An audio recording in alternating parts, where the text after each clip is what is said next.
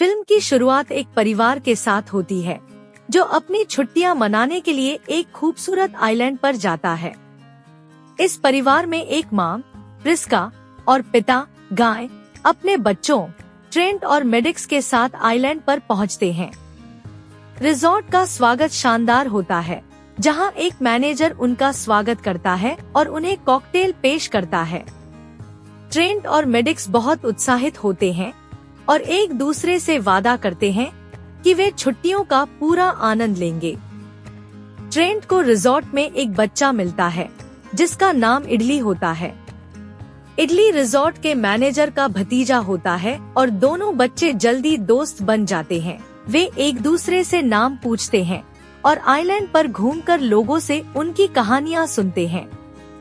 Trent को इडली का एक पजल मिलता है जिसे वह हल करने की कोशिश करता है। इस बीच माँ और पिता के बीच झगड़े होते हैं जो धीरे धीरे बढ़ते जाते हैं। प्रिस्का को पता चलता है कि उसे पेट में एक ट्यूमर है जिसे ठीक करने के लिए उसे एक सर्जरी की जरूरत है। हालांकि वह यह बात अपने पति से नहीं कहती क्योंकि वह जानती है कि वह इस बारे में ज्यादा नहीं सोच सकता। ट्रेंट और मेडिक्स छुट्टियों का पूरा आनंद ले रहे होते हैं, लेकिन उनके जीवन में एक खौफनाक मोड़ आता है। एक दिन उनका ध्यान उस आदमी पर जाता है जो आइलैंड पर पहुंचता है, जो एक मशहूर रैपर सेडान होता है। वह अपनी गर्लफ्रेंड के साथ आता है और दोनों एक साथ समुद्र में तैरने जाते हैं। रात के समय एक रहस्यमय घटना घटती है जब एक महिला को दौरे पड़ते हैं और उसकी हालत बिगड़ने लगती है। इसका नाम पेट्रिशिया होता है और वह अपनी स्थिति के बारे में अपने पति जेरिन से बात करती है। डॉक्टर चार्ल्स उसे देखता है, लेकिन किसी को भी यह नहीं समझ आता कि ऐसा क्यों हुआ। वह सभी बीच पर जाते हैं जहां ट्रेंट और मेडिक्स के बीच मस्ती होती है।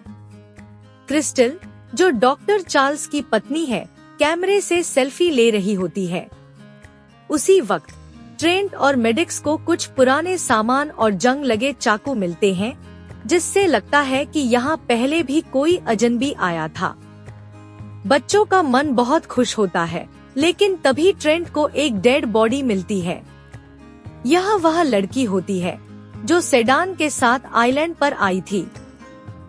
सेडान पहले कहता है कि वह लड़की अकेले तैरने गई थी, लेकिन फिर भी सभी को उस पर शक होता है। पुलिस को कॉल करने का प्रयास किया जाता है, लेकिन किसी के फोन में नेटवर्क नहीं है। तभी एक अजीब घटना होती है जब डॉक्टर चार्ल्स की मां की तबीयत बिगड़ जाती है और वह अचानक मर जाती है। इससे सभी परिवारों में एक घबराहट फैल जाती है और उन्हें समझ में नहीं आता कि क्या हो रहा है। मेडिक्स और ट्रेंट की उम्र भी अचानक बढ़ जाती है, जो उन्हें हैरान कर देता है। उनके माता पिता को समझ में नहीं आता कि बच्चों की उम्र इतनी तेजी से क्यों बढ़ रही है। इस बीच क्रिस्टल और डॉक्टर चार्ल्स बच्चों को उनकी सही उम्र बताने की कोशिश करते हैं, लेकिन यह बात पूरी तरह से अनजानी रहती है। वह सभी फिर से बीच पर पहुंचते हैं, जहां सेडान और डॉक्टर चार्ल्स एक दूसरे का पीछा करते हैं। दोनों चट्टानों के बीच अजीब घटनाओं का सामना करते हैं और कई बार एक ही जगह वापस लौट आते हैं। धीरे धीरे हर व्यक्ति पर इसका असर होने लगता है और वे सब आपस में मिलकर वापस लौटने का रास्ता ढूंढने लगते हैं। अंत में सभी को यह एहसास होता है कि यह आइलैंड एक अदृश्य ताकत से प्रभावित है, जो सभी के शरीरों पर तेजी से असर डाल रही है। उनका समय बहुत तेजी से गुजरता है और सभी के शरीर में असामान्य परिवर्तन हो रहे होते हैं। किसी के पास भी इस घटनाओं को समझने की क्षमता नहीं होती, लेकिन वे सभी मिलकर एक दूसरे की मदद करने की कोशिश करते हैं। फिल्म का अंत एक रहस्यमय संदेश के साथ होता है, जो दर्शाता है कि इस आइलैंड के रहस्यों के बारे में और भी बहुत कुछ जानने की जरूरत है। हालांकि अंत में कुछ भी साफ नहीं होता और फिल्म एक खुले अंत के साथ समाप्त हो जाती है।